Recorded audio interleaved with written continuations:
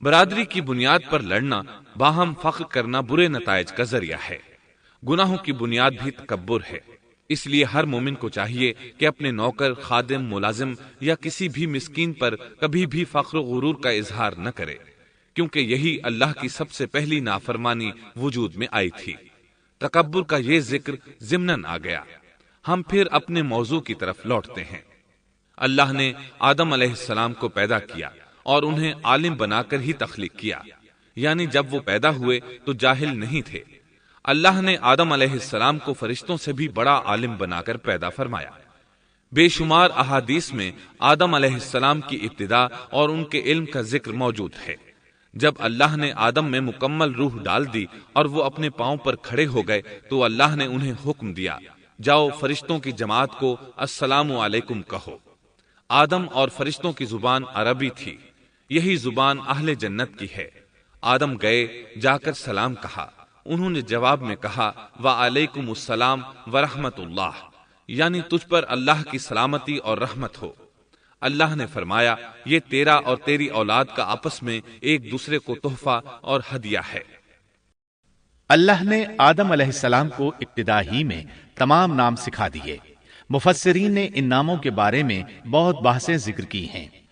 مضبوط موقف سیدنا عبداللہ بن عباس رضی اللہ عنہما کا ہے کہ اللہ نے آدم علیہ السلام کو ہر چیز کا نام سکھا دیا تھا۔ مثلاً یہ پہاڑ ہے، یہ سمندر ہے، یہ پرندہ ہے، یہ درخت ہے وغیرہ۔ وہ آسمان اور زمین کی ہر چیز کا نام جانتے تھے۔ یہ علم کیسا تھا، انسان نے کس طرح ہر چیز کا نام پہچان لیا۔ یقیناً اللہ انسان میں یہ طاقت پیدا کر سکتا ہے کہ وہ ہر علم کا احاطہ کر سکے۔ اللہ نے آدم علیہ السلام کو ہر چیز کا نام اور اس کی صنعت اور کام بھی معلوم کرا دیا۔ آگ، لوہے، لکڑی، غرض ہر چیز کا نام اور استعمال ذہن میں ڈال دیا۔ وہ کس قدر عظیم علم سے بہرہور ہوئے، سبحان اللہ۔ بہرحال اللہ نے آدم علیہ السلام کو صرف شکل و صورت اور تخلیق ہی میں بلند مرتبہ عطا نہیں کیا تھا، بلکہ عقل و علم کے لحاظ سے بھی بلند درجے اور مقام پر فائز کیا تھا، جیسا کہ اللہ تعالیٰ فرماتے ہیں وَعَلَّمَ آدَمَ الْأَسْمَاءَ كُلَّهَا ثُمَّ عَرَضَهُمْ عَلَى الْمَلَائِكَةِ۔ اللہ نے آدم علیہ السلام کو ہر چیز کا نام سکھا دیا، پھر ان چیزوں کو فرشتوں پر پیش کیا اور فرمایا انبئونی بأسماء هؤلاء ان کنتم صادقین۔ مجھے ان چیزوں کے نام بتاؤ اگر تم سچے ہو۔ مطلب یہ کہ تم اپنے دعوے میں کہاں تک سچے ہو۔ جب آدم کی تخلیق ہوئی تو تم نے کہا تھا اللہ جو چاہے پیدا کر لے، قسم ہے وہ ہم سے زیادہ معزز اور عالم نہیں ہوگا۔ اس دعوے میں اگر تم سچے ہو تو ذرا ان اشیاء کے نام تو بتاؤ۔ اللہ تعالیٰ نے آدم علیہ السلام کا زیادہ معزز ہونا، مکرم ہونا اور علم و معرفت والا ہونا واضح کرنے کے لیے فرشتوں کو حکم دیا کہ آدم علیہ السلام کو سجدہ کریں۔ یہ سجدہ تعظیمی تھا، عبادت والا سجدہ نہیں تھا۔ سجدہ تعظیمی پہلے وقتوں میں جائز تھا، لیکن اب حرام ہے۔ اسی لیے تو یعقوب علیہ السلام، ان کی بیوی اور 11 بیٹوں نے یوسف علیہ السلام کو سجدہ کیا تھا۔ بہرحال فرشتوں نے آدم علیہ السلام کو سجدہ کیا۔ اس سے معلوم ہو جاتا ہے کہ کون زیادہ عزت اور عظمت والا ہے۔ یقیناً آدم علیہ السلام زیادہ شرف اور منزلت کے حقدار ٹھہرے۔ جب اللہ تعالیٰ نے ان کی عزت، تکریم اور تعظیم ثابت فرما دی، تب علم و معرفت میں ان کی برتری ثابت کرنے کے لیے فرمایا اگر تم اپنے قول میں سچے ہو تو ان چیزوں کے نام بتاؤ۔ تب فرشتوں نے کہا قالوا سبحانك لا علم لنا إلا ما علمتنا إنك أنت العليم الحكيم۔ قال يا آدم أنبئهم بأسمائهم فلما أنبأهم بأسمائهم عليهم قال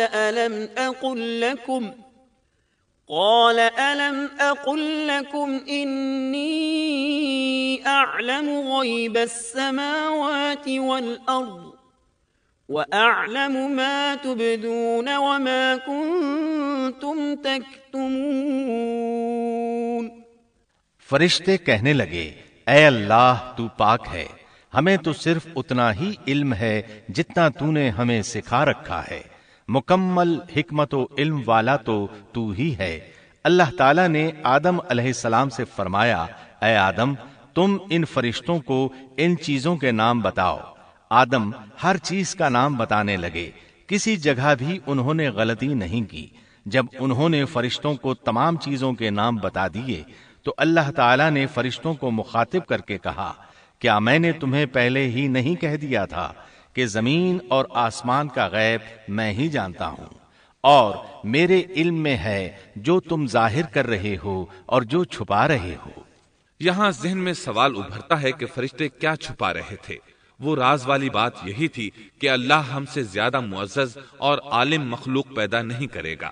واضح رہے ہم آپ کو صرف واقعات ہی نہیں سنا رہے، صرف سیرت اور تاریخ ہی بیان نہیں کر رہے، بلکہ قرآن بھی پڑھ پڑھ کر سنا رہے ہیں، اور قرآن کو اس وقت تک سمجھنا محال ہے جب تک کہ ان واقعات کی تفصیل موجود نہ ہو۔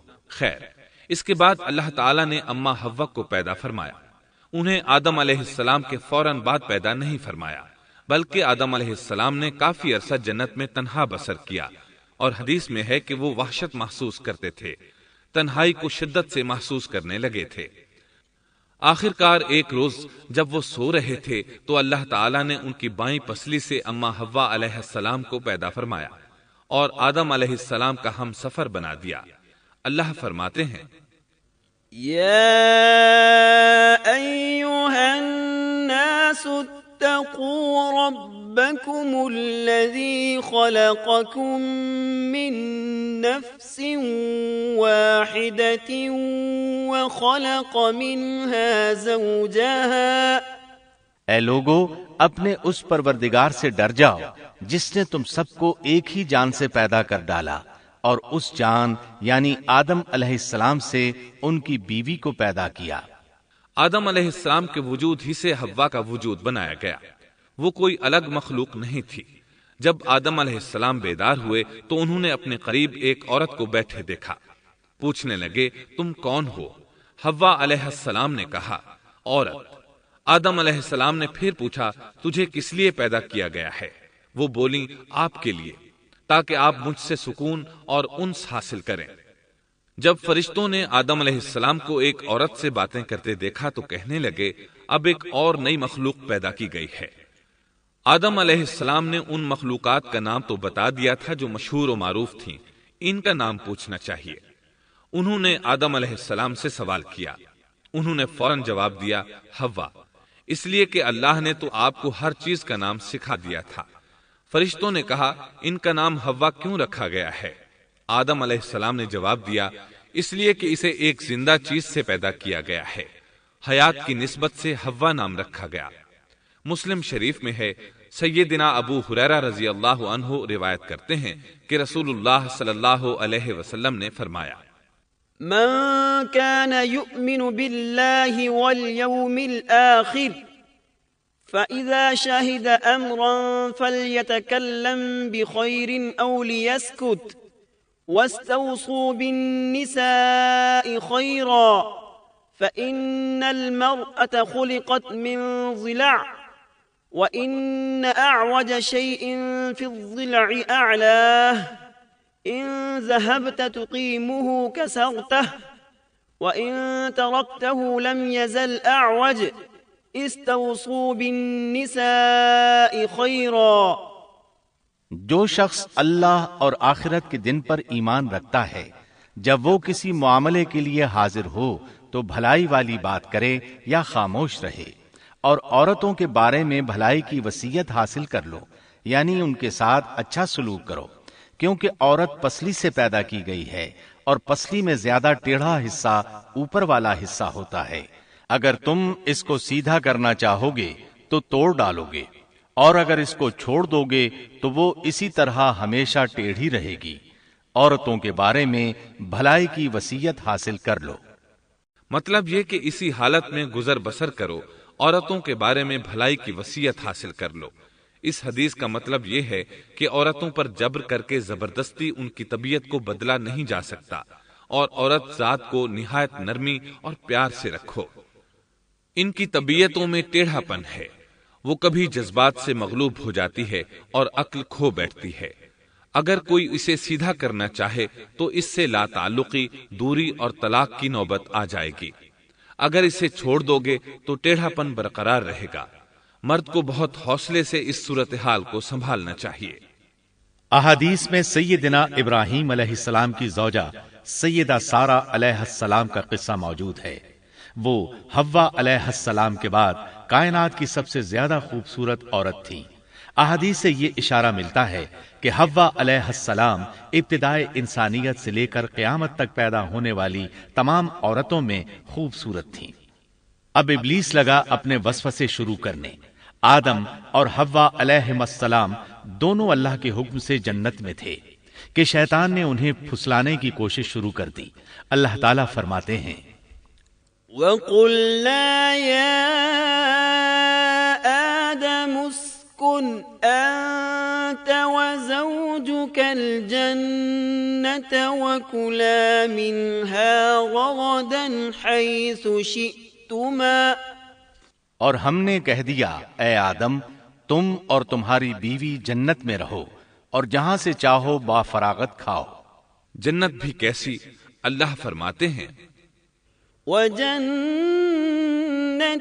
عَرْضُهَا السَّمَاوَاتُ وَالْأَرْضُ، وہ جنت کہ جس کی چوڑائی ہی آسمانوں اور زمین کے برابر ہے۔ سو اس جنت میں سے جو چاہو سو کھاؤ، کچھ بھی منع نہیں سوائے ایک درخت کے، چنانچہ ارشاد ہوا، وَقُلْنَا يَا آدَمُ اسْكُنْ أَنْتَ وَزَوْجُكَ الْجَنَّةَ وَكُلَا مِنْهَا رَغَدًا حَيْثُ شِئْتُمَا وَلَا تَقْرَبَا هَذِهِ الشَّجَرَةَ فَتَكُونَا مِنَ الظَّالِمِينَ۔ اور ہم نے کہا، اے آدم، تم اور تمہاری بیوی جنت میں رہو، پھر جس جگہ سے چاہو با فراغت کھاؤ، اور اس درخت کے پاس مت جاؤ ورنہ ظالموں میں سے ہو جاؤ گے۔ ایک اور جگہ فرمایا، وَإِذْ قُلْنَا لِلْمَلَائِكَةِ اسْجُدُوا لِآدَمَ فَسَجَدُوا إِلَّا إِبْلِيسَ أَبَى فَقُلْنَا يَا آدَمُ إِنَّ هَذَا عَدُوٌّ لَكَ وَلِزَوْجِكَ فَلَا يُخْرِجَنَّكُمَا مِنَ الْجَنَّةِ فَتَشْقَى إِنَّ لَكَ أَلَّا تَجُوعَ فِيهَا وَلَا تَعْرَى وَأَنَّكَ لَا تَظْمَأُ فِيهَا وَلَا تَضْحَى۔ اور جب ہم نے فرشتوں سے کہا کہ آدم کو سجدہ کرو تو ابلیس کے سوا سب نے سجدہ کیا۔ ابلیس نے انکار کیا تو ہم نے کہا، اے آدم، یہ تیرا اور تیری بیوی کا دشمن ہے، خیال رکھنا ایسا نہ ہو کہ وہ تم دونوں کو جنت سے نکلوا دے اور تو مصیبت میں پڑ جائے۔ یہاں تو تجھے آرام ہے، نہ تو بھوکا ہے اور نہ ننگا، اور نہ تو یہاں پیاسا ہوتا ہے، نہ دھوپ سے تکلیف اٹھاتا ہے۔ گویا اللہ نے سیدنا آدم علیہ السلام کو وسوسے سے پہلے ہی خبردار کر دیا تھا۔ ان آیات سے یہ بھی پتا چلا کہ انسان سے ابلیس کی عداوت اور دشمنی ابتدا ہی سے چلی آ رہی ہے، اور یہ بھی ثابت ہوا کہ جو لوگ کہتے ہیں کہ انسان ابتدا میں ننگا تھا، ان کا قول صحیح نہیں، اس لیے کہ اللہ تعالیٰ نے جنت میں بھی آدم علیہ السلام پر لباس رکھا اور زمین میں بھی لباس نازل کر دیا، جیسا کہ اللہ تعالیٰ فرماتے ہیں، يا بني آدم قد أنزلنا عليكم لباسا يواري سوآتكم وريشا وَلِبَاسُ التَّقْوَى ذَلِكَ خَيْرٌ۔ اے آدم کی اولاد، ہم نے تم پر لباس کو نازل کیا جو تمہاری شرمگاہوں کو چھپاتا ہے اور زینت کا سبب بھی ہے، اور تقوی کا لباس اس سے بھی بہتر ہے۔ لہذا آدم ابتدا میں ننگے نہیں تھے، انہیں تو ننگے پن کا علم ہی نہیں تھا، نہ ہی ان کی بیوی کو برہنہ ہونے کا علم تھا۔ اللہ نے آدم علیہ السلام کو کامل نعمتوں سے نوازا، بھوک نہ پیاس، یہاں تک کہ پیاس کے اسباب سے بھی محفوظ، نہ گرمی اور نہ دھوپ، پھر بے انتہا حسن و جمال، مشقت نہ تکلیف، بدبختی نہ بدقسمتی۔ آدم اور حوا علیہ السلام کے دلوں میں وسوسہ ڈالنے کے بارے میں بھی قرآن نے روشنی ڈالی ہے۔ فَوَسْوَسَ لَهُمَا الشَّيْطَانُ، پھر شیطان نے ان دونوں کے دلوں میں وسوسہ ڈالا۔ یہ وسوسہ اس نے ان دونوں کو طمع دلانے کی صورت میں پورا کیا، اور یہ طمع دلائی کہ اس درخت کو کھانے سے ہمیشگی اور بقا ملتی ہے، اور کبھی نہ ختم ہونے والی بادشاہت حاصل ہوتی ہے، اور اس وسوسے کا مقصد یہ تھا لِيُبْدِيَ لَهُمَا مَا وُورِيَ عَنْهُمَا مِنْ سَوْآتِهِمَا، تاکہ ان کا پردہ بدن جو ایک دوسرے سے پوشیدہ تھا دونوں کے روبرو بے پردہ کر دے۔ ان کی شرمگاہوں کو ننگا کرنے کے لیے اس نے ایسا کیا۔ وہ دونوں کپڑے میں ملبوس تھے، ستر ڈھانپ رکھا تھا۔ جب انہوں نے اس درخت سے کھایا تو لباس نیچے گر گیا، دونوں برہنہ ہو گئے۔ یہی شیطان چاہتا تھا کہ انہیں برہنہ کر دے، اللہ کی نافرمانی پر اکسائے۔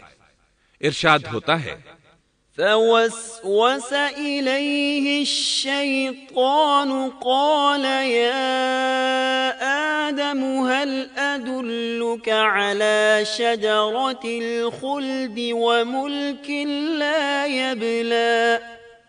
شیطان نے انہیں وسوسہ ڈالا، کہنے لگا اے آدم، کیا میں تجھے دائمی زندگی کا درخت اور وہ بادشاہت نہ بتلا دوں جو کبھی پرانی نہ ہو؟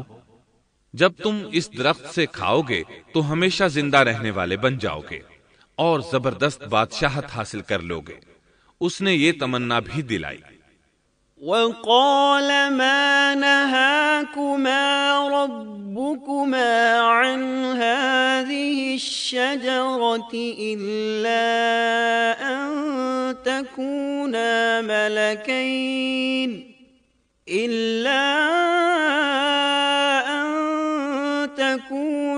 مَلَكَيْنِ أَوْ تَكُونَا مِنَ الْخَالِدِينَ۔ تمہارے رب نے تم دونوں کو اس درخت سے اس لیے منع کیا ہے کہ تم دونوں فرشتے نہ بن جاؤ یا ہمیشہ زندہ رہنے والے نہ بن جاؤ۔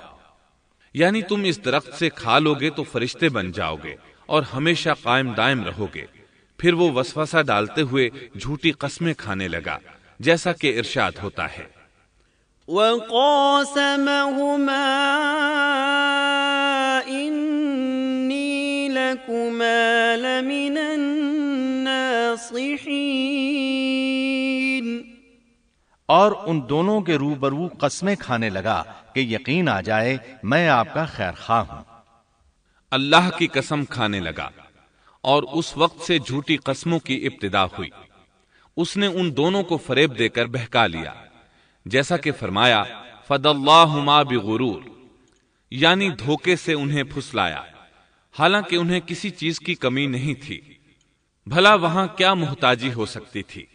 جنت میں سکون سے زندگی بسر کر رہے تھے، جنت سے بڑھ کر کیا چاہیے؟ ہمیشہ کے لیے جنت مل چکی تھی۔ اللہ تعالیٰ فرماتے ہیں فَلَمَّا ذَاقَا الشَّجَرَةَ بَدَتْ لَهُمَا سَوْآتُهُمَا وَطَفِقَا يَخْصِفَانِ عَلَيْهِمَا مِنْ وَرَقِ الْجَنَّةِ، ان دونوں نے جب درخت کو چکھا، دونوں کا پردہ بدن ایک دوسرے کے روبرو کھل گیا، دونوں اپنے بدنوں پر درختوں کے پتے جوڑ جوڑ کر رکھنے لگے۔ کپڑے اترنے پر دونوں کو حیا آئی، اس لیے کہ انسان کی فطرت میں برہنہ ہونے کی ناپسندیدگی شامل ہے۔ برہنہ ہو گئے تو کوئی لباس نہیں تھا، اس لیے درختوں کے پتے جوڑ کر جسم ڈھانپنے لگے۔ حدیث میں آیا ہے، آدم بھاگنے لگے تو اللہ نے پکارا، آدم مجھ سے بھاگتے ہو؟ آدم بولے، اللہ میں شرم کی بنا پر بھاگ رہا ہوں، اور اس وجہ سے کہ تیرے سامنے برہنہ کیسے رہوں، پھر یہ کہ نافرمانی کا ارتکاب بھی کر چکا ہوں۔ یہاں ایک سوال پیدا ہوتا ہے، دونوں میں سے پہلے کھانے والا کون تھا؟ اس بارے میں راجح قول یہ ہے کہ وہ حوا علیہ السلام تھی۔ انہی نے آدم علیہ السلام کو طمع دلاتے ہوئے اس غلطی پر آمادہ کیا تھا، جیسا کہ بخاری شریف میں نبی اکرم صلی اللہ علیہ وسلم نے فرمایا، لولا حواء لم تخن انثى زوجها، اگر حوا نہ ہوتی تو کوئی عورت اپنے خاوند سے خیانت نہ کرتی۔ حوا علیہ السلام نے انہیں غلطی میں مبتلا کیا تھا۔ اگر حوا علیہ السلام نہ ہوتی تو آدم بھی خیانت میں مبتلا نہ ہوتے اور نہ معصیت میں مبتلا ہوتے۔ تب اللہ نے انہیں پکارا، وَنَادَاهُمَا رَبُّهُمَا أَلَمْ أَنْهَكُمَا عَنْ تِلْكُمَا الشَّجَرَةِ وَأَقُلْ لَكُمَا إِنَّ الشَّيْطَانَ لَكُمَا عَدُوٌّ مُبِينٌ۔ کیا میں نے تم دونوں کو اس درخت سے نہیں روکا تھا، اور کیا یہ نہیں کہا تھا کہ شیطان تمہارا کھلا دشمن ہے؟ اب توجہ طلب بات یہ ہے کہ اس موقع پر دونوں نے کیا طرز عمل اختیار کیا۔ کیا وہ دونوں اپنی معصیت پر بضد رہے اور تکبر کرنے لگے، جیسا کہ ابلیس نے سجدہ کرنے سے انکار کیا تھا اور پھر لگا تھا اپنی معصیت پر اصرار کرنے، یا ان دونوں نے توبہ کر لی؟ جی ہاں، دونوں نے توبہ کر لی، جیسا کہ قرآن مجید میں آتا ہے، قَالَا رَبَّنَا ظَلَمْنَا أَنفُسَنَا وَإِن لَّمْ تَغْفِرْ لَنَا وَتَرْحَمْنَا لَنَكُونَنَّ مِنَ الْخَاسِرِينَ۔ دونوں نے کہا، اے ہمارے رب، ہم نے اپنا بڑا نقصان کیا، اور اگر تو ہماری مغفرت نہ کرے گا اور ہم پر رحم نہ کرے گا تو واقعی ہم خسارہ پانے والوں میں سے ہو جائیں گے۔ اس قصے میں ایک سوال یہ ذہن میں پیدا ہوتا ہے کہ جب سیدنا آدم علیہ السلام کو ابلیس نے سجدہ نہ کیا تو اللہ تعالیٰ نے اسے مردود بنا کر جنت سے نکال دیا، پھر وہ سیدنا آدم علیہ السلام کو اس درخت کے قریب کس طرح لے گیا جبکہ وہ جنت سے باہر ہو چکا تھا؟ قرآن کریم میں اس بارے میں یہ الفاظ آئے ہیں، پھر شیطان نے ان کے دلوں میں وسوسہ ڈالا۔ یہ وسوسہ اس نے کیسے ڈالا جبکہ وہ جنت سے نکالا جا چکا تھا؟ مفسرین نے اس کے جواب میں لکھا ہے کہ اس نے جنت سے باہر رہ کر یہ وسوسہ ڈالا تھا۔ جیسے آج کل تار اور بغیر تار کے آواز کو دور دراز علاقوں تک پہنچایا جا سکتا ہے، ایسے ہی شیطان نے اپنی طاقت سے یہ وسوسہ ان کے دلوں تک پہنچایا۔ لگے ہاتھوں ابلیس کی حقیقت بھی سن لیں۔ ابلیس کے لفظی معنی انتہائی مایوس کے ہیں۔ یہ راندہ درگاہ ہونے کے بعد ہمیشہ ہمیشہ کے لیے اللہ کی رحمت سے مایوس ہو گیا تھا، اس لیے اسے یہ لقب ملا، ورنہ روایات کی روح سے اس کا اصل نام عزازیل تھا۔ پہلے یہ جنات میں سے تھا، اپنے رب تعالی کی اطاعت سے نکل کر ابلیس ہوا۔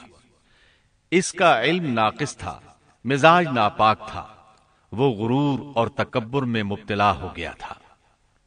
یہاں یہ بات بھی ذہن نشین کر لیں کہ انبیاء خطا اور گناہ سے پاک ہوتے ہیں، ان پر اللہ تعالی کی مستقل حفاظت اور نگرانی قائم رہتی ہے۔ اگرچہ انبیاء بھی انسان ہوتے ہیں اور تمام انسانی تقاضے انہیں لاحق ہوتے ہیں، لیکن ان کے عمل اور ارادے میں کسی قسم کی بدی اور شر کا عمل دخل قطعاً نہیں ہوتا۔ ان کا ہر قول اور عمل بلکہ ہر حرکت اور سکون کی حالت بھی انسانیت کے لیے بہترین نمونہ ہوتے ہیں۔ البتہ بشر ہونے کی وجہ سے بھول کا امکان ہوتا ہے، تاہم بھول ہو جانے کی صورت میں انہیں فوراً ہی خبردار کر دیا جاتا ہے۔ بھول ہو جانا بشری طبیعت کا خاصہ ہے۔ اللہ تعالیٰ نے ہر انسان کی فطرت میں یہ چیز رکھی ہے۔ انبیاء سے بھول چوک ہو جانے میں بھی اللہ تعالیٰ کی کئی ایک حکمتیں پوشیدہ ہیں۔ مثلا بہت سی قومیں اپنے نبیوں کے معجزات دیکھ کر ان میں ربوبیت کی صفات کی قائل ہو گئی، یہاں تک کہ بعض قوموں نے اپنے نبیوں کو اللہ یا اللہ کا بیٹا بھی جانا۔ جب انبیاء سے بھول اور لغزشیں ہوئیں تب گویا لوگوں پر یہ واضح کیا گیا کہ یہ الہ نہیں ہے۔ الہ ہوتے تو کس طرح ان سے بھول ہو سکتی تھی۔ اس سے یہ بتانا بھی مقصد تھا کہ انبیاء انسان ہی ہوتے ہیں، کوئی ماورائی مخلوق نہیں ہوتے۔ سیدنا آدم علیہ السلام کے واقعے پر غور کرنے سے یہ حقیقت مزید واضح ہو جاتی ہے کہ سیدنا آدم علیہ السلام کی یہ لغزش گناہ نہیں تھی۔ ممنوع درخت کا پھل کھاتے ہی سیدنا آدم علیہ السلام اور اماں حوا کا لباس اتر گیا تھا۔ اس لباس کے بارے میں مفسرین نے لکھا ہے کہ وہ لباس دراصل نور کا تھا، یعنی وہ جنت کا خاص لباس تھا جو صرف اسی عالم میں پہنا جا سکتا ہے۔ اللہ تعالیٰ نے اپنے فضل و کرم سے جنت میں ان کی ستر پوشی کا انتظام فرما دیا۔ محترم سامعین، ابھی آپ دارالسلام اسٹوڈیو لاہور پاکستان سے قصص الانبیاء کا دوسرا حصہ شیطان کی دشمنی سن رہے تھے۔ قصص الانبیاء کے تیسرے حصے فساد کی ابتدا میں آپ یہ سنیں گے: آدم و حوا علیہم السلام کے لیے زمین پر اترنے کا حکم اور اتارے جانے کی جگہ، حابیل و قابیل کے جھگڑے کا سبب اور زمین پر پہلا انسانی قتل، قابیل کے لیے مسئلہ تدفین اور ایک جانور کے ذریعے اس کی رہنمائی، قابیل کا والدین کو چھوڑ کر دوسری جگہ آباد ہونا، آدم علیہ السلام کی تجہیز و تکفین اور جنازہ کس نے پڑھایا، سیدنا شیس علیہ السلام کی ولادت، نبوت سے سرفرازی اور ان کو کتنے صحیفے عطا ہوئے اور ان کی تعلیمات کیا تھیں، قابیل اور اس کی قوم کی بے راہ روی اور سیدنا ادریس علیہ السلام کی بعثت، نبی کریم صلی اللہ علیہ وسلم کا چوتھے آسمان پر ادریس علیہ السلام سے ملاقات کرنا، ادریس علیہ السلام کی وفات کہاں ہوئی، زمین پر یا چوتھے آسمان پر، حقائق کی روشنی میں مفصل اور جامع تذکرہ۔